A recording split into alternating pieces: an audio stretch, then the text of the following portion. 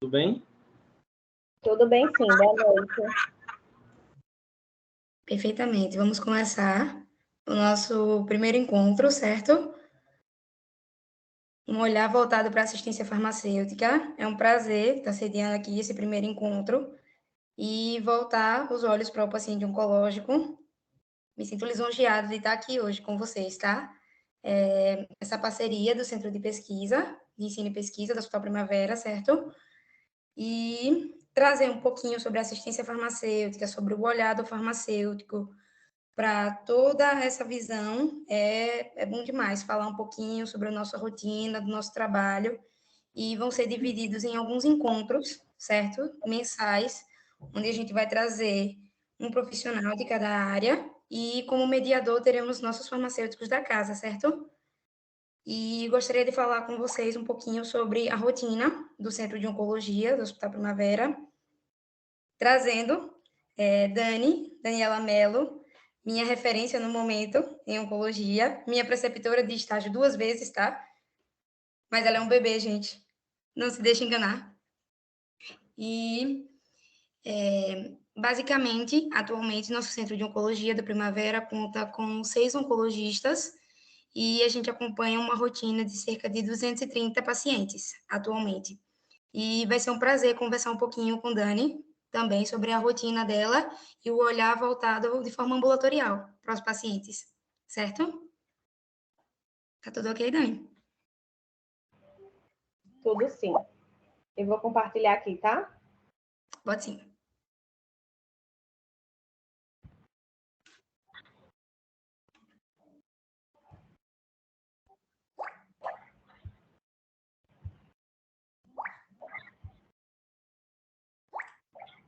Tá aparecendo aí?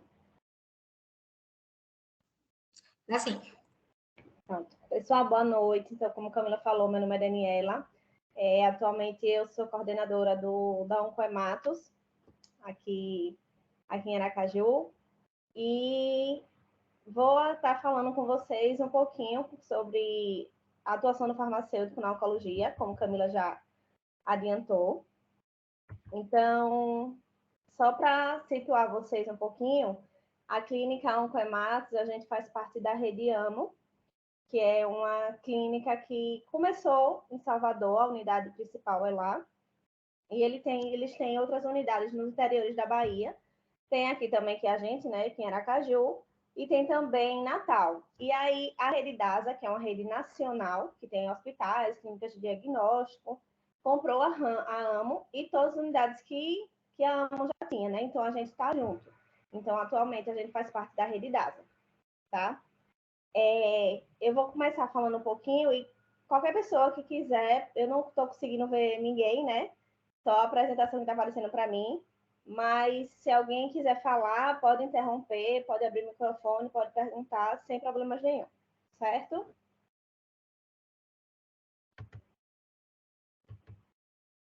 Bom, definindo só um pouquinho a oncologia, ela é uma especialidade que estuda os tumores, ou seja, o câncer, né, que é o nome dado a um conjunto de mais de 100 doenças que têm em comum o crescimento de forma desordenada de células que invadem os tecidos e órgãos e que se pode espalhar para outras regiões do corpo. E aí, o que seria a atenção farmacêutica, que eu vou estar falando, relacionado, no caso, à oncologia. Então, a área da atenção farmacêutica é um modelo de prática farmacêutica desenvolvida no contexto da assistência farmacêutica e compreendendo atitudes, valores éticos, comportamentos, habilidades, compromissos e corresponsabilidade na prevenção de doenças, promoção e recuperação da saúde, de forma integrada à equipe de saúde. É a interação direta do farmacêutico com o usuário, visando uma farmacoterapia racional e a obtenção de resultados definidos e mensuráveis voltados para a melhoria de qualidade de vida. Então, essa definição foi retirada da Resolução 388 de 2004. E aí, onde o farmacêutico acabou se fortalecendo, né, digamos assim, no campo da oncologia, foram a partir de legislações que foram criadas. Uma delas é a resolução do Conselho Federal de Farmácia, número 220 de 2004, onde essa resolução ela estabeleceu que a competência para o exercício da atividade de manipulação de drogas antineoplásicas e similares nos estabelecimentos de saúde seria uma atribuição exclusiva do farmacêutico, e que também teria outras atribuições, como, por exemplo, participação na equipe multidisciplinar em terapia antineoplásica e oncológica. Então, só a partir dessa resolução, o farmacêutico já se tornou essencial na equipe de terapia antineoplásica e oncológica, né? Porque se não tem farmacêutico para manipular o medicamento, não vai ter medicamento para o paciente fazer uso, então não tem como não ter o farmacêutico, né? Então, isso já incluiu e deixou realmente o farmacêutico essencial para essa atividade. E agora a gente também, mais recente, né, que foi em 2017, a gente tem essa resolução também do Conselho Federal de Farmácia, número 640, em que estabelece titulação mínima para atuação do farmacêutico em oncologia, atendendo um dos seguintes critérios. Então, hoje, para você atuar, qualquer farmacêutico que quiser atuar na área de oncologia, ele precisa ter um desses critérios. Ser portador de título de especialista, que é emitido pela Sociedade Brasileira de Farmacêuticos em Oncologia, que é a SOBRAFO, ter feito residência na área de oncologia, ser egresso de programa de pós-graduação lá licença reconhecido pelo MEC em oncologia, ou ter atuado por 3 anos ou mais na área de oncologia. Então, isso hoje já é obrigatório. Então, acaba que a gente tem um campo que é de oncologia, onde o farmacêutico é essencial, e que ele tem que ser especialista para atuar nisso, porque realmente, assim, quem conhece, quem já passou um pouco, quem fez estágio, quem já trabalhou, é uma área que é outro mundo. É uma área bem, assim, à parte do nosso mundo da farmácia, e realmente é um outro mundo, porque é bem específico, são medicamentos totalmente diferentes do habitual do nosso dia a dia, são muitos protocolos para vários tipos de cânceres, então é um outro mundo, então acho realmente muito importante e essencial a gente ter essa especialização.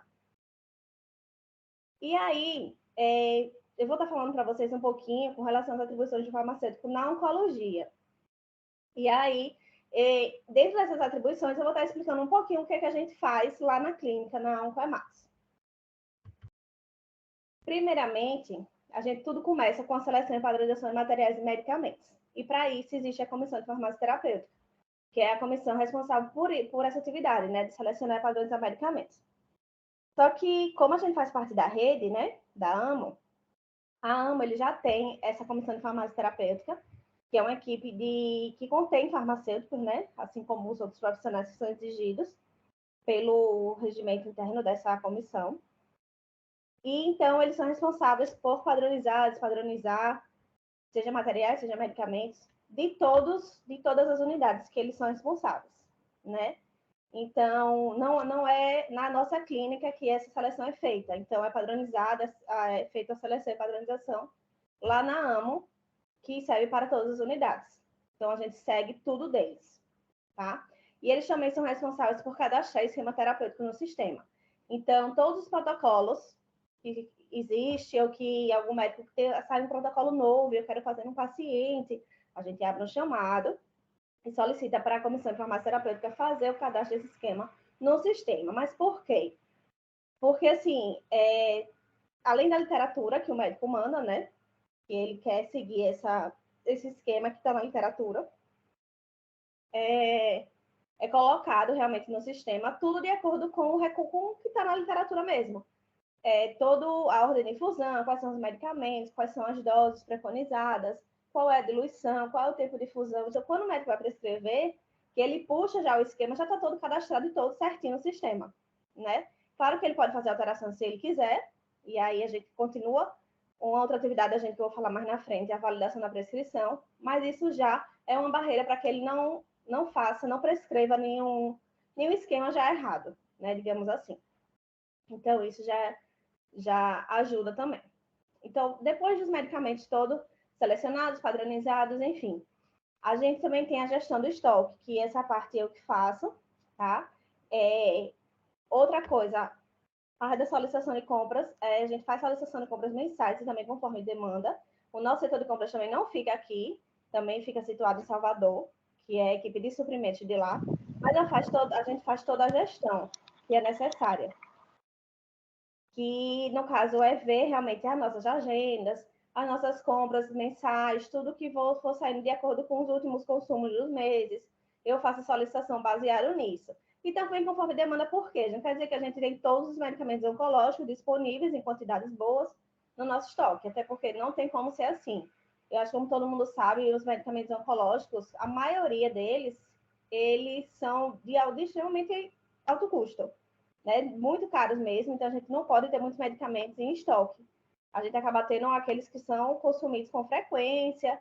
Então, caso tenha algum medicamento que seja necessário, já foi autorizado pelo convênio, ou o paciente vai fazer particular, e precisa do medicamento, então a gente tem tempo hábil para poder fazer a solicitação, o pessoal comprar, e a gente receber do fornecedor e o paciente fazer uso.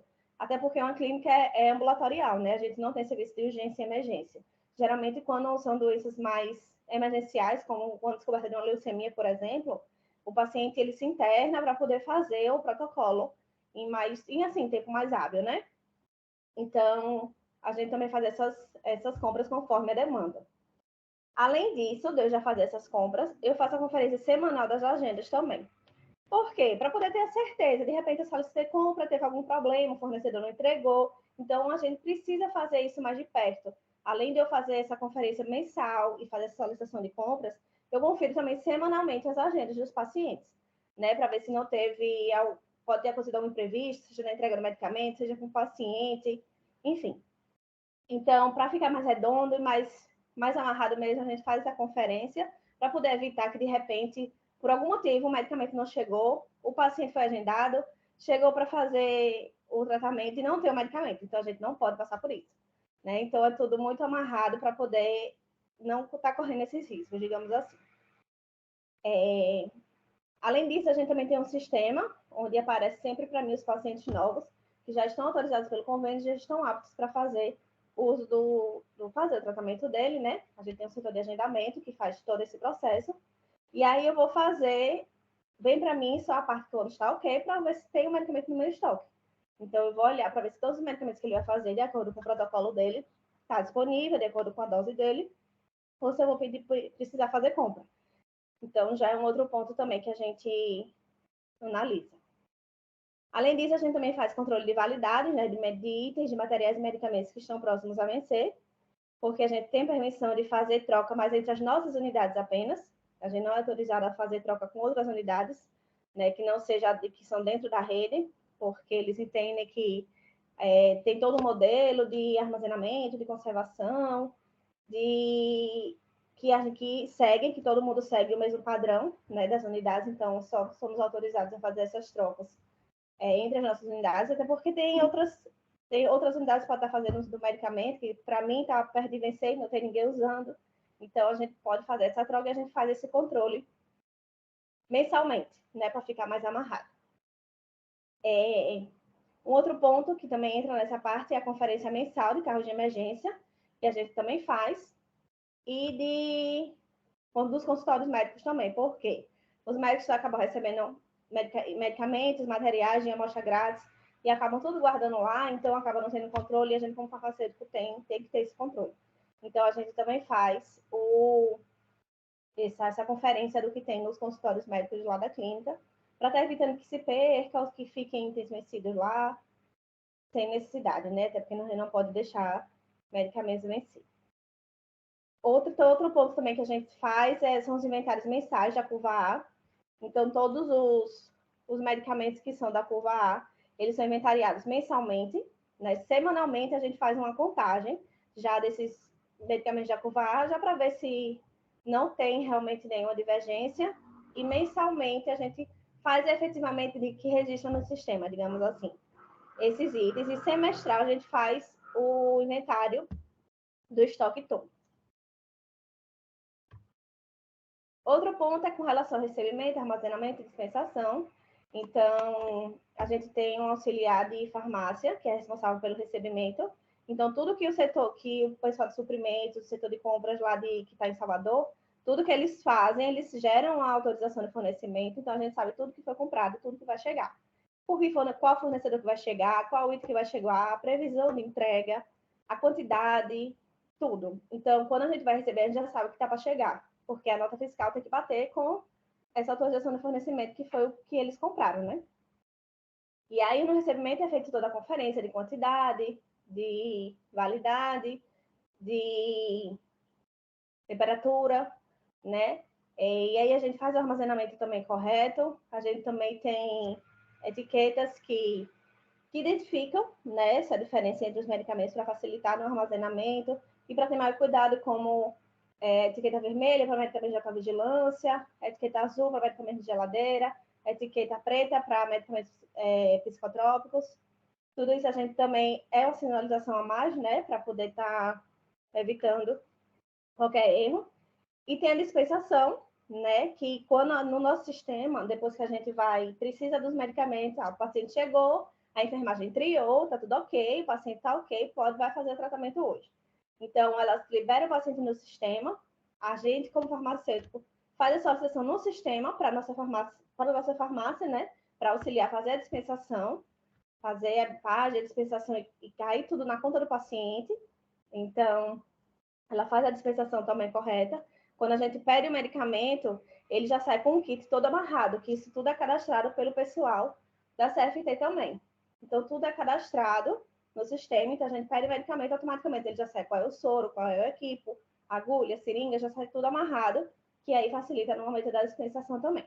Claro que a gente também faz uma dupla checagem, né, uma outra conferência, quando vai dispensar, quando recebe os itens, quando antes de manipular, todos esses pontos são conferidos também. Um outro ponto que a gente faz é a validação da prescrição. Então, depois que o médico, geralmente acontece isso no dia antes, no final da tarde, ou no dia seguinte, de manhã cedinho, antes dos pacientes fazerem qualquer tratamento na clínica, a farmácia ela valida a prescrição. Então, o que é olhado? Né? O médico liberou, o paciente está apto para fazer o tratamento. Então, o que a gente olha? Qual foi o protocolo prescrito e liberado? Por quê? Mas tudo já foi cadastrado, já foi amarrado, né? Mesmo assim, pode acontecer erro? Pode. Vamos supor que um paciente, ele faz ácido zoledrônico e faz um outro protocolo, né? Hoje é o dia dele fazer o protocolo mesmo, e não o ácido. Aí o médico que liberou, acabou liberando no sistema, que eu quero dizer, né? O ácido. Então, a gente tem que ficar atento a isso também, se o protocolo prescrito e liberado foi o correto que o paciente tem que fazer. Se o ciclo liberar foi liberado correto e o dia também, porque tem os protocolos de quimioterapia tem vários ciclos, né? E tem protocolos e ciclos que tem vários dias, como D1, D8, D15, então a gente tem que ver se tudo está batendo também de acordo com o que o paciente vem fazendo, tá? Para poder não acontecer nenhum erro. As doses do medicamento, se está também de acordo, a diluição, tempo de infusão. Então, a gente olha tudo isso também. Por quê? Tem pacientes que precisam de redução de dose por alguma reação que vem apresentando, por neutropenia, enfim, qualquer outra razão. Então, a gente também olha isso de acordo com os exames, né, que o paciente traz quando vem fazer o tratamento. Então, isso também é avaliado. A diluição também interfere. Por mais que tenha um padrão cadastrado, isso pode ter que mudar de acordo com o paciente, por causa do perfil dele e do que ele pode estar apresentando. E o tempo de infusão também. O próximo passo é a manipulação dos medicamentos. Então, o farmacêutico lá na clínica, ele é responsável pelo preparo das pré-quimioterapias, que geralmente é difenidrim, ondansetrona, fosaprepitanto, que são medicamentos para evitar reação, minimizar os riscos de se desenvolver uma reação de quimioterapia, né? A quimioterapia propriamente dita e imunobiológicos, porque lá na clínica, além de quimioterapia mesmo, a gente também atende pacientes de reumatologia, tá? Que são os pacientes da BIOS, que a gente chama, e eles fazem imunobiológicos. São pacientes que têm artrite reumatoide, que têm doença de Crohn, então eles fazem essas infusões também lá. E a gente também prepara.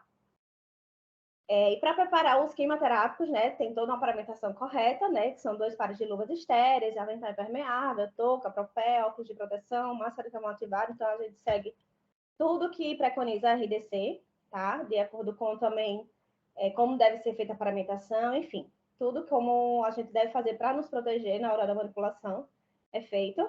A cabine utilizada, que é de segurança biológica, né, classe 2B2. Então, terminou de manipular, conferiu tudo vai etiquetado, tudo a bolsa vai identificada, tudo direitinho, tudo certinho, vai para o paciente. Outro ponto é relacionado à farmacovigilância e tecnovigilância. A gente também lá, como a gente faz parte da rede AMO, lá também em Salvador tem uma equipe de farmacêutico e estagiários que é responsável pelo setor de farmacovigilância e tecnovigilância. Então, um setor que só faz isso. Aqui, a gente faz a avaliação das reações adversas a medicamentos, qualquer queixa técnica relacionada a medicamento, queixa técnica relacionada a material, mas o nosso papel é notificar para essa equipe. Então, no nosso sistema, a gente tem um campo onde a gente notifica ao paciente desenvolver uma reação. Seja a gente, seja a enfermagem, quem identificou faz a notificação. E aí o pessoal que é dessa equipe da farmacovigilância é que é responsável por avaliar tudo que envolveu essa reação. Seja reação, seja uma queixa de algum medicamento, de algum material que veio com problema, que causou um problema, tudo eles avaliam. E aí são responsáveis de notificar o fornecedor se for o caso, de notificar a vigilância, a Anvisa, tudo quem são feitos são eles, e aí eles mandam também para a gente, para poder colher mais informações necessárias. Então, a gente acaba fazendo uma avaliação em conjunto, digamos assim. Tá? Além disso, eles também fazem acompanhamento de notas emitidas pela Anvisa, né? Diariamente eles olham isso, e aí qualquer necessidade de qualquer alerta, sei lá, saiu na Anvisa, por exemplo, uma suspeita de falsificação de algum medicamento, de algum oncológico, ou, enfim, qualquer nota que foi emitida pela Anvisa de alerta, de A recolhimento de falta do produto, ácido zoledrônico da matéria-prima que cai no colo do farmacêutico. isso mesmo. Então, tudo que eles observam, eles mandam para a gente, para poder a gente fazer esse recolhimento, bloquear no sistema, enfim. Então, a gente sempre trabalha em conjunto com a equipe. É só porque eles são responsáveis por fazer isso de todas as unidades. Né? Acaba compilando tudo num grupo só. Mas a gente que é responsável por fazer a notificação e também, sendo necessário, a gente faz a avaliação junto com eles também. Já com relação à farmácia clínica, onde é que o que é que a gente faz relacionado à farmácia clínica lá na clínica? Assim, a farmácia clínica, a gente consegue atuar bem, tá? A gente tem farmacêutico só voltado para isso. Então, primeiramente, a gente participa de rounds diários. Então, são rounds com a equipe multi, o farmacêutico, o enfermeiro, o nutricionista, o psicólogo, o médico. Então, diariamente, a gente faz esses rounds para discutir os pacientes que vai ter no dia, né? Se tem algum paciente com alguma necessidade diferente, se precisa de alguma atenção, enfim. Diariamente a gente já faz essa discussão no início logo do turno. A gente também participa de reuniões clínicas semanais, que são feitas lá na clínica mesmo, com toda a equipe multi também, para discutir os casos de pacientes novos, também de pacientes que já são pacientes rotineiros, mas que precisam de alguma intervenção, alguma interação. E assim, a gente tem uma interação muito boa com a equipe como um todo, né? Eles olham realmente o farmacêutico e a farmácia clínica com muito respeito assim mesmo, com muita parceria, sabe? A gente pede ajuda da gente também. Tudo que a gente precisa intervir, a gente é aceito. É muito difícil, assim, eles recusarem qualquer intervenção, sabe? E então isso deixa a gente confortável, assim, e feliz mesmo com o reconhecimento. Então a gente também faz a realização da conciliação medicamentosa e todos os pacientes que vão chegar vão fazer o tratamento da primeira vez, então a gente faz essa conciliação. Paciente que precisou mudar o protocolo durante o seu tratamento também é feito conciliação. E os pacientes pós-alta hospitalar. O paciente ficou internado, teve alta, vai voltar para a clínica, então a gente faz também a conciliação para ver se teve alguma alteração de medicamento, que ele faz uso em casa, né? Para ver se interage com o tratamento dele, então a gente faz esse contato também. A gente faz consulta farmacêutica de segmento, não com todo mundo, porque a gente não tem perna para isso, né? São muitos pacientes, então a gente acaba focando. Hoje a gente acaba focando em ter esse contato com o paciente diretamente. Quando eles, como eu já falei em cima, quando eles são, chega a primeira vez, quando precisa de mudança de protocolo, quando é no pós-alta, quando são pacientes que fazem uso de medicamentos que causam mais reações adversas. Enfim, a gente acabou tendo realmente mudando as diretrizes desse segmento, porque a gente não consegue atender todo mundo, né? Ou então, sempre que tiver qualquer demanda, a gente faz o acompanhamento, faz o atendimento com o paciente tranquilamente. Isso também não é empecilho nenhum. Tem os pacientes que já chegam procurando o farmacêutico mesmo, que ligam.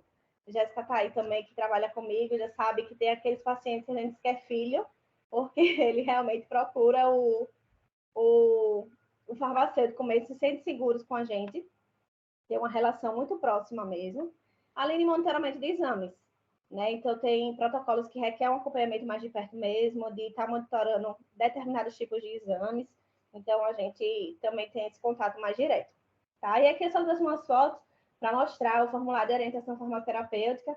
Esse formulário a gente entrega quando o paciente vai a primeira vez. Ele está usando medicamento, nesse caso foi do anastrozol. A gente dispensou a paciente a primeira vez, o anastrozol para fazer o uso, então a gente vai explicar como é que utiliza, como deve ser o armazenamento, quais são as possíveis reações que podem acontecer com o uso desse medicamento, se acontecer, o que é que vai se fazer, o paciente teve náusea, vômito, tem medicamentos que causam mucosite, constipação, diarreia, então o que é que eu devo fazer nessas situações? Então a gente orienta, a gente tem um contato da farmácia clínica também, qualquer dúvida, eles podem entrar em contato, passa o médico também, o contato também do médico plantonista, e aí você começa a criar uma relação, né?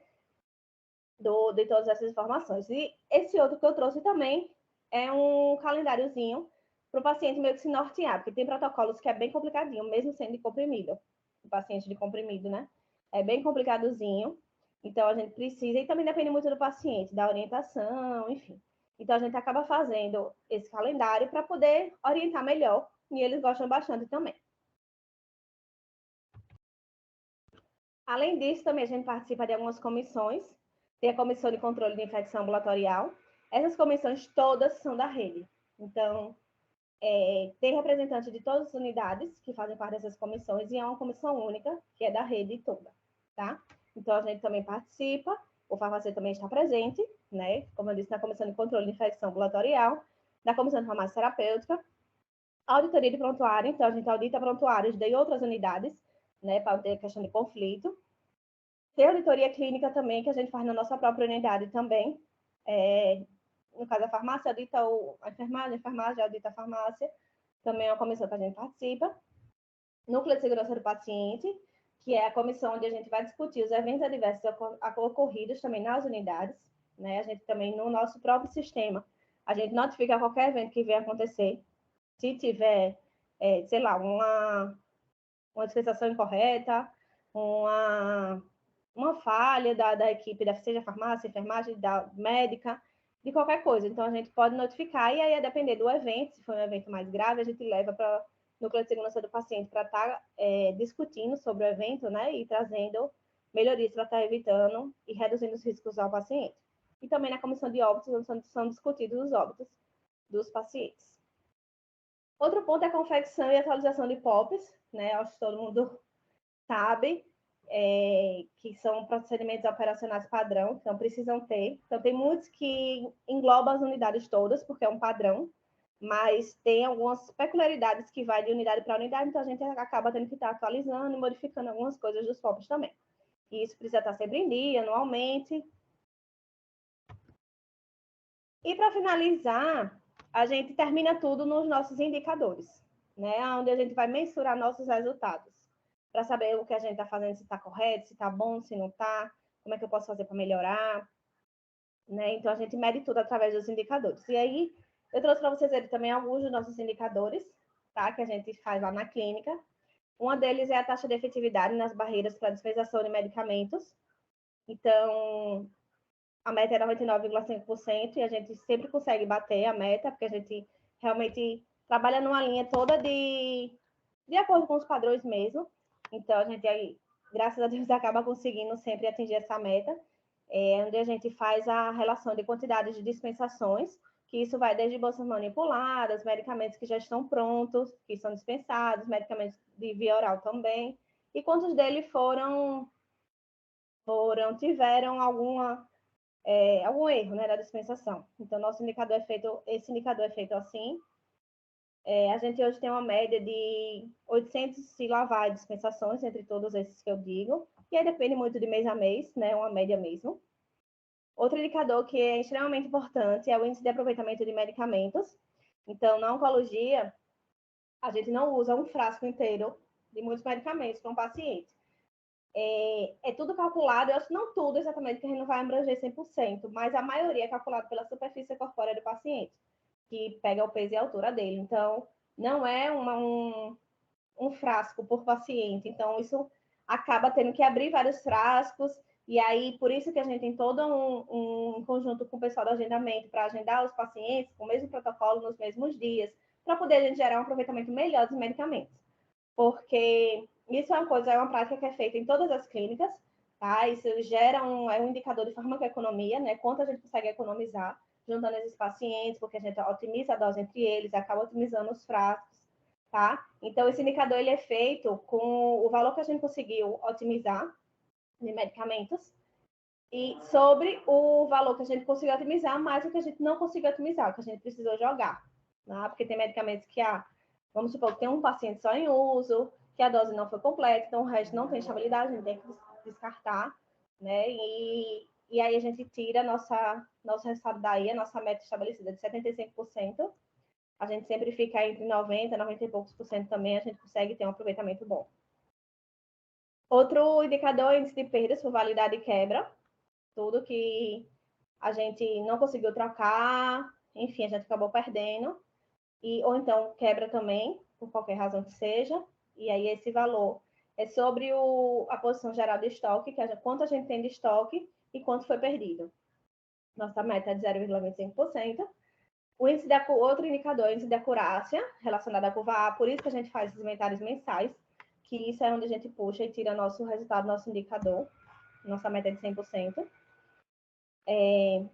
Outra é a taxa de consulta farmacêutica, quantas consultas foram agendadas para a gente atender de pacientes.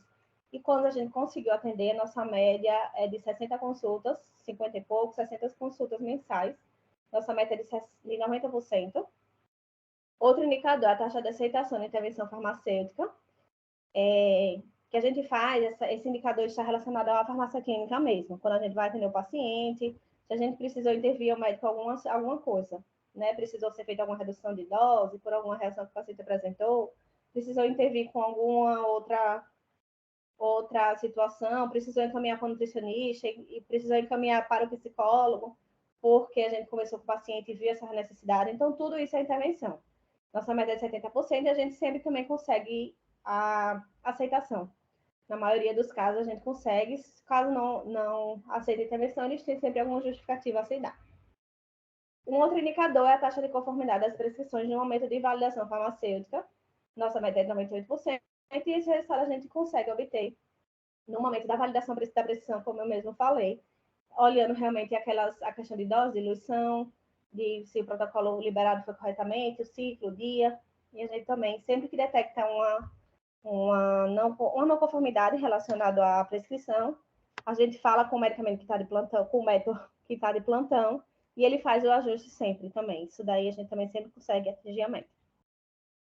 Mas, no geral, são esses mesmo. Obrigada.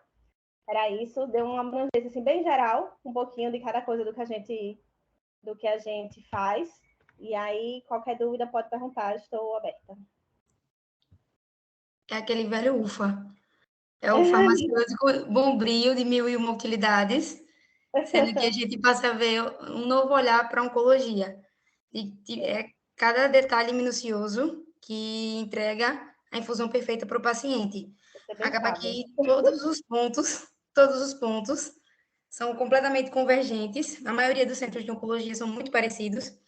E acredito que a modalidade ambulatorial é muito mais crítica pelo fato de você trazer o paciente da casa dele para vir ali para aquele ambiente e não tem uma unidade de suporte intensivo, não tem um laboratório disponível.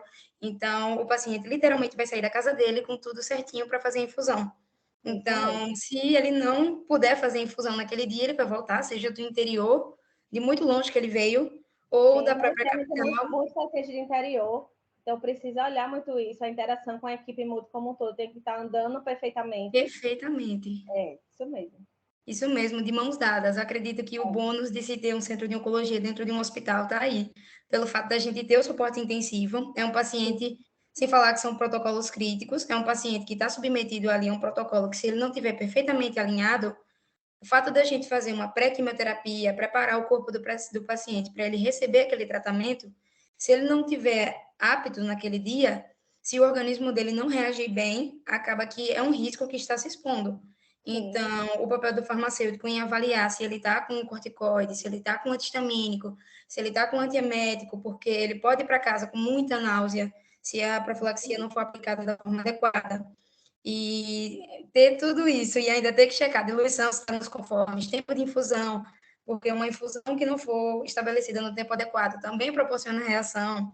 Então, acredito que a gente vai fazer tudo isso e o paciente ainda vai para casa com uma reação que descamou a planta do pé e a gente ainda vai se perguntar de onde pode ter vindo, de qual dos protocolos. E é perfeitamente. É o farmacêutico mil em utilidades, Dani. É isso mesmo. Perfeito. E eu pensei da gente abrir esse momentinho para conversar um pouquinho e se alguém tiver alguma dúvida, pode ficar ok para abrir para pergunta, certo? A mãozinha de Cleiton. Dani, queria parabenizar o trabalho de vocês lá, bem bacana. Eu já lhe conheço de muito tempo e sei o quanto você é empenhada e dedicada à profissão. Chega, é bonito de ver você falando. Eu tenho uma pergunta. Diga. Em relação a um indicador, na verdade. Essa taxa de efetividade nas barreiras de dispensação dos medicamentos, como é feita essa apuração? Seria em relação aos indicadores, em relação aos NIRMIs que vocês identificam? Se são sinalizados pela enfermagem, pelos médicos, ou já quando o evento ocorre? Então, ele entra, primeiramente, obrigada, né, pelo convite também, já ia começar a me agradecer. É sempre gratificante para mim estar, ainda mais com vocês, né, que são pessoas que eu já conheço também há mais tempo e que tenho um carinho muito grande, então pode contar sempre. Então, esse indicador, a gente avalia também, na questão do NIRMIS, a gente também faz a notificação, caso, antes de chegar no paciente, né, porque a gente tem várias barreiras, tanto nossa, porque a gente pode estar preparando alguma coisa e ver que errou, né? Também, ou quando a gente faz a dispensação para a enfermagem, elas também têm que conferir, de acordo com o que está na prescrição, se realmente o medicamento está correto, a diluição, tudo, né? Então, eles também fazem essa conferência. Então, caso eles detectem alguma coisa errada, também podem, eles sinalizam e notifica também. Ou o médico, se observar, também pode notificar. Ou até o paciente mesmo, se detectou alguma coisa que estava incorreta, que ele é comum de fazer e daquele dia estava diferente, ele também pode notificar. E a partir dessas notificações é que a gente, seja antes de acontecer, ou seja porque aconteceu. Aí a gente realmente, a partir daí, pega esse resultado para nosso indicador. E aí a gente, ou tanto de dispensações que a gente fez no mês, é 100%, e caso acontecer algum evento, né, seria, a gente calcula assim. Perfeito. Obrigado, Dani. Acho que o fato da equipe multi estar tão interligada, cada um pega em uma parte do paciente, todo mundo sai andando junto, a gente fazer o preparo e fazer todo aquele controle de qualidade pré e pós-infusão, se o medicamento está na diluição correta, no tempo correto, com a proteção correta, quando a gente dispensa para a enfermagem, que inclusive um cheiro para as meninas da oncologia que estão presentes, quando a gente dispensa para a enfermagem, elas também têm esse trabalho de checar diluição, tempo de infusão, se não está no equipo correto, se não tá, se é fotossensível, se não é, se está faltando um filtro ou não. E eu acredito que é notificação via de mão dupla. Tanto elas notificam a farmácia ou o paciente, que são muito observadores, os mais observadores da vida, observam que tem algo de diferente naquele dia. E está em todo o direito de notificar. E fazer um adendo também a uma RDC super recente, pós-pandemia, que eu acredito que foi o período de todos os pacientes, de todos os caráteres que passaram por esse momento. Eu acredito que o paciente oncológico de todos foi o que ficou no limbo, porque devo sair para fazer o tratamento ou devo me expor a um risco de um vírus que na época ninguém sabia nada a respeito. Então, com a passagem da primeira e da segunda onda, teve muitas coisas que o farmacêutico foi se adaptando. O paciente que fazia quimioterapia, que vinha, que tinha que fazer o tratamento, não tinha muito bem o que fazer, ele tinha que vir. Então, era um risco a ser exposto. Mas o paciente que fazia uso da terapia oral, que fazia uma dispensação diferenciada, a gente poderia fazer esse acompanhamento de casa. Foi aí que veio a resolução 727 de 2022, que é a modalidade da interconsulta. E a gente fazer esse acompanhamento, ligar, a gente predispõe de uma agenda onde é feito a rotina de dispensação e eu acompanho na semana quais pacientes de oral foi dispensado. E um paciente que iniciou recentemente um protocolo, cabe uma ligação para fazer esse acompanhamento, porque é o primeiro mês de adaptação àquela droga e, teoricamente, é o mês que ele se sente mais suscetível a ter qualquer tipo de reação. Então, a gente liga e faz o controle para perceber como é que foi isso tudo. E a dispensação de materiais educativos, como um calendário, uma coisa que parece ser simples para a gente, mas que para eles é muito importante para fazer esse controle. A gente também predispõe de um calendário e ele tem esse espaço livre para relatar. Tem uma paciente que ela preencheu o calendário de uma forma perfeita.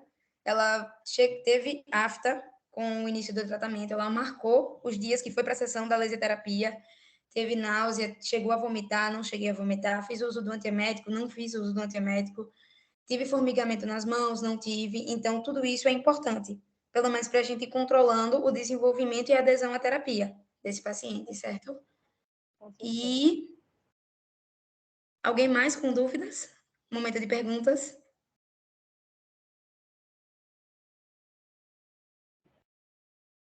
Eu tenho outra. Sobre intervenções farmacêuticas. Para vocês duas, inclusive. Pensando em farmácia clínica e pensando no paciente oncológico, existe algum tipo de intervenção que vocês mais realizam, que o farmacêutico fica mais atento, porque já sabe que possivelmente pode ocorrer, e o que fazem como ação para essa intervenção? Porque a ideia é que as intervenções sejam mínimas e que sejam acatadas e que a equipe tenha uma estruturação em relação à educação e saúde. Nesse contexto, Camila e Dani. Então, relacionado assim, eu acho, que é o que a gente vê mais lá, né? Que acaba sendo a necessidade de redução de dose, por causa de reação adversa que o paciente vem apresentar. E aí, nesse caso, é uma coisa que é meio que não tem como a gente prever, né? Que o paciente vai ter. Tem pacientes, inclusive, que no protocolo que já usa o filgrastim para evitar uma neutropenia. Mas, mesmo assim, acaba tendo, e aí tem que reduzir a dose também dos medicamentos do protocolo, para estar evitando que ele tenha de novo, né? Ou qualquer outra reação, seja mucosite, enfim, aquelas que são mais comuns e que tem que reduzir dose. Então, é quando a gente já fala com o médico, isso também já é uma coisa assim, super de praxe. Então, eles nem eles sabem que é isso que tem que fazer, né? E aí reduz realmente. E aí, mas nesse caso, a gente não tem nem como se prevenir, né? Porque é uma coisa que acontece. Tem gente que não tem nada, mas tem gente que apresenta e que cai muito, né? Então aí tem que reduzir. Eu acho que essa é a intervenção que a gente tem que fazer mais. Tem que fazer mais. Acaba sendo essa, no caso da gente. Isso mesmo. Acredito que redução de dose é de praxe para todo o centro e principalmente do desenvolver do paciente. Ele pode não ter a redução no primeiro ciclo, vai vir para o segundo, vai vir para o terceiro, e no quarto pode apresentar um pouquinho de neutropenia, plaquetopenia e vai ter a redução da dose. A intervenção, assim, pelo menos no dia a dia, o paciente já sai da consulta com essa redução aplicada, mas acaba que tem alguns parâmetros que é importante o olhar clínico do farmacêutico. Eu acredito que um paciente que faz terapia à base de platina, primeira coisa que nós vamos checar, hidratação e creatinina. Creatinina tá ok, beleza. Diurese tá bem, beleza. Teve redução de dose? Sim. A creatina tá um pouquinho alta, tá tudo ok. Agora, não teve redução, o paciente está urinando pouco, principalmente pacientes pediátricos, que têm uma dose muito alta. O paciente está urinando pouco, vai fazer terapia de platina durante 3 dias seguidos, é coisa para suspeitar. Não se prossegue uma terapia como essa, sendo que o paciente está apresentando o sinal desde o primeiro dia. E lá é muito tranquilo quanto a isso. O paciente praticamente já sai com a redução de dose do próprio consultório. E a gente vem e dá essa dupla checagem com a enfermagem e com a farmácia, porque é uma parceria muito forte. Sempre, é sempre. Farmácia e enfermagem é sempre, Com certeza. Essa daí é de praxe. E é o que está ali, ligado diretamente com o paciente. Depois que o oncologista acaba que libera o paciente e ele está confiando aquele paciente nas nossas mãos. Então, que vai ser manipulado e que vai ser administrado de forma perfeita e que ele vai para casa. Agora, tem intervenções que, infelizmente, a gente sabe que não temos muito o que ser feito. Por exemplo, eu tenho uma paciente que ela tem ansiedade, ela faz uso de fluoxetina 20 miligramas. E na primeira linha de quimioterapia, que é a vermelha, ela fez a doxorubicina, que é cardiotóxica. A fluoxetina, ela tem esse efeito colateral bem específico, que acelera os batimentos cardíacos e tudo mais. Infelizmente, eu não tenho um substituto. Ela precisa fazer a quimioterapia vermelha. Eu não tenho um substituto para essa linha de câncer de mama. Vai ser risco-benefício. Cabe conversar com o médico e o médico vai acabar que por suspender temporariamente a fluoxetina desse paciente. Ele vai substituir, vai ser feito desmame, vai seguir todo um protocolo. Mas a gente tem que ponderar a ansiedade do paciente por cerca de 4 meses de tratamento ou uma progressão de um câncer. Acaba que nem sempre as intervenções são esse mar de rosas, mas a equipe Multi sempre é muito aberta quanto a isso. Com certeza. É isso.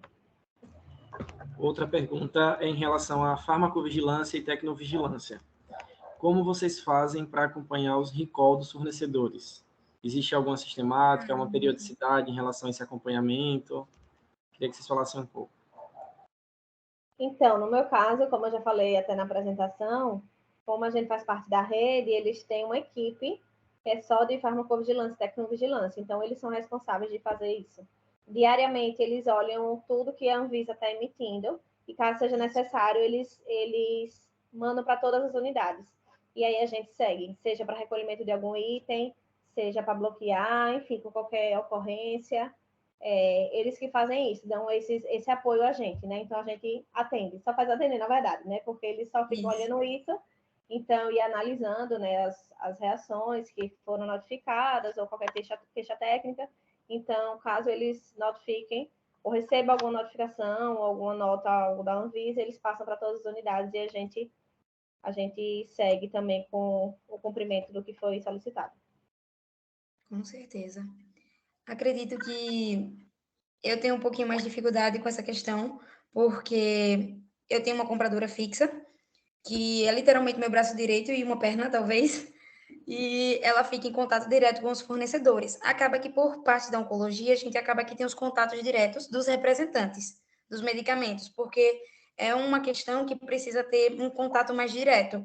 Porque a partir do momento que o comprador tenta fazer a compra de um medicamento e naquele fornecedor ele não tem, pode ser que em um outro estoque, um outro fornecedor possa ter. E como a gente trabalha por via OL, via negociação, a gente sempre tem que estar de olho em vários fornecedores, principalmente quando se tem uma falta de um medicamento. Dani estava falando da questão da notificação da Anvisa. A gente está passando por um período de falta de ácido zoledrônico, da matéria-prima. Ácido zoledrônico é utilizado em quase todos os protocolos de câncer de mama e em todos os que envolvem metástase óssea. Então, é um medicamento que não pode faltar em nenhum centro. Então, a partir do momento que você tem um setor de compras que responda bem, que chegue a sinalizar isso muito antes, a gente consegue driblar muito mais fácil. Mas clínicas e os outros centros se conversam muito bem.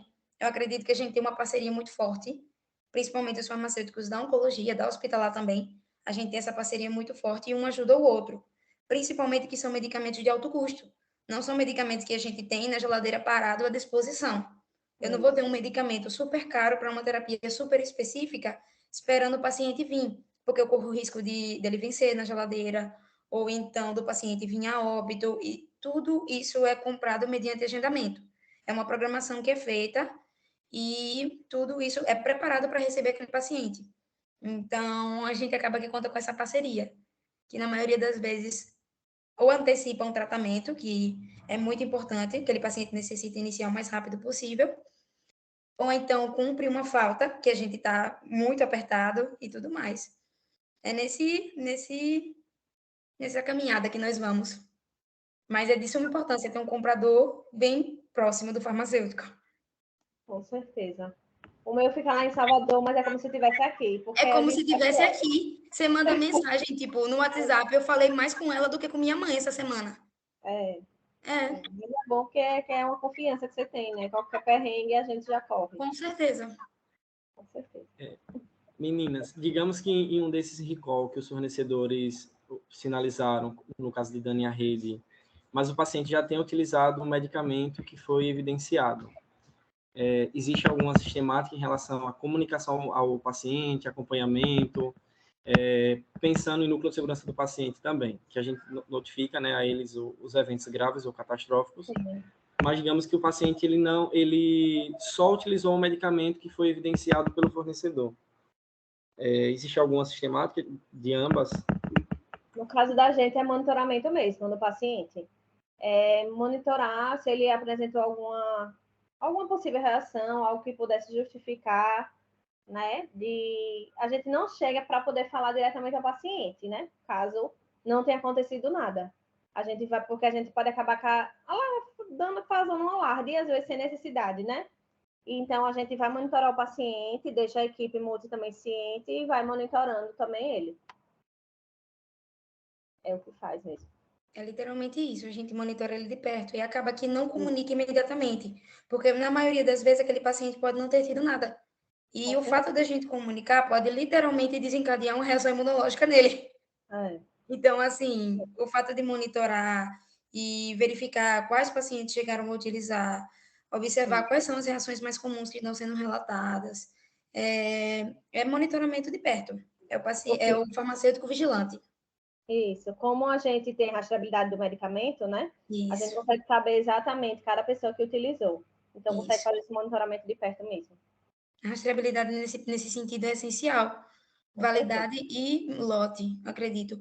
E acaba que, recentemente, teve um medicamento que eu nem recordo o nome, que todas as unidades, no momento, não tinham fabricado novo lote com nova validade, e acabou que o próprio laboratório emitiu um comunicado postergando a validade desse medicamento. Isso mesmo, foi sofrência. Eu estou com uma paciente assim. Não, aí fora que depois que venceu, que a gente já jogou fora o que tinha, inclusive... Aí o laboratório emitiu. Pode usar, entendeu? É complicado. Exatamente isso. Tipo, todos os centros com vários pacientes utilizando, o laboratório deixa para emitir depois que o farmacêutico já fez a limpa, que descartou o medicamento, e a gente aguardando uma nova produção de um novo lote, mas acaba que é uma caixinha de surpresas. Porque a gente, como farmacêutico, sabe que aqueles recipientes podem perdurar um pouco mais que o laboratório preconiza, mas a gente, por segurança, não dispensa o pode paciente. autorizar, com certeza. Não mesmo. A gente aguarda um comunicado vindo do laboratório, que foi o que aconteceu. E já que veio com todo o respaldo, a gente conseguiu ainda comprar, no caso da gente tem um paciente em uso, conseguiu ainda comprar algumas unidades que tinha ficado em um fornecedor ainda. A gente comprou e aí imprimi a carta, mostrei ao paciente, expliquei, né, que foi realmente respaldo deles, que eles garantiram eficácia, mesmo com o prazo de validade expirado na caixa, o que estava na caixa, né? E fez a dispensação assim. É uma caixinha de surpresa mesmo. Exatamente. Aí, medicamento que acaba que foi descontinuado por algum outro motivo. Diretamente, vários oncológicos surgem novos estudos. Há muito tempo eu utilizava X medicamentos para tratar apenas mama. Aí libera 30 estudos que tem várias indicações para outros tipos de cânceres que antigamente não tinha. Aí aquele fornecedor deixa de produzir por algum motivo.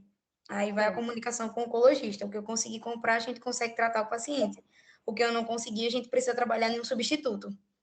Isso mesmo. Difícil. Diga. É um desafio todo dia.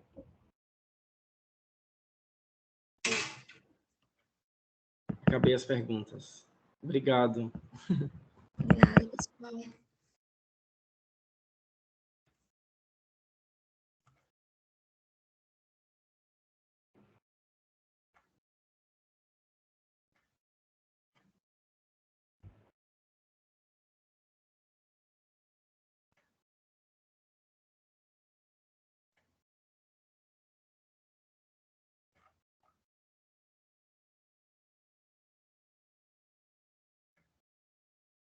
Camila, acredito que...